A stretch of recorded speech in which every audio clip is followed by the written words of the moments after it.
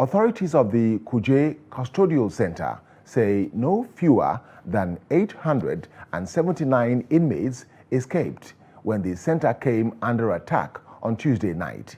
Of this number, the center says it has rearrested at least 443, while a personnel of the Nigerian Security and Civil Defense Corps attached to the custodial center was killed and 3 personnel of the service seriously injured. Musa Luka was at the custodial center and reports ISWAP has claimed responsibility for the attack. This is the KUJE prison where the event or the infiltration happened yesterday night at about 10 to 10:30 p.m. in the evening, as it has been confirmed by the Minister of Defense. Burned vehicles, especially burned buildings, and generally quiet atmosphere welcome visitors to the center. It came under heavy shelling on Tuesday night when terrorists broke into the custodial center using explosive devices through the main entrance and defense of the facility. Presently, 551 inmates are currently in custody, while 443 inmates are still at large. Government functionaries have been visiting the facility to ascertain the extent of damage with a view of restoring and equipping it to forestall future occurrence. Among the functionaries is the Minister of Defense, Bashir Magashi, who had earlier confirmed the attack. I think we are trying to see what we can do to ensure that all the escapees are brought back to the prison yard. And I think the prison is accommodating about 994 inmates and SKP about, we have about 600 already inside now.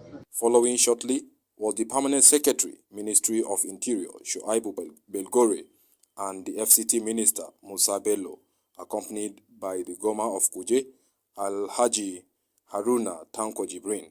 At least we have retrieved about 300 out of about 600 that got out of the jail cells. And the retrieval is going on. We received reports that there are still about 50, 60 that have been intercepted somewhere just a little outside town here. The gallant officers that tried their best, and also to sympathize over the death of a very fine, gallant officer from the Nigerian Civil Defense Authority who was gunned down by the criminals. The residents of KUJE community who are apprehensive that the escaped terrorists may be lurking around the unleashed mayhem of the community narrated their experience and urged the federal government to address the situation. Like they see like this, thing don't too much. You don't always too much because so kind of things they always up for prison. Maybe today, maybe say tomorrow they will talk. Because it don't always happen steady. Like yesterday we things solved yesterday. We did Junction prison.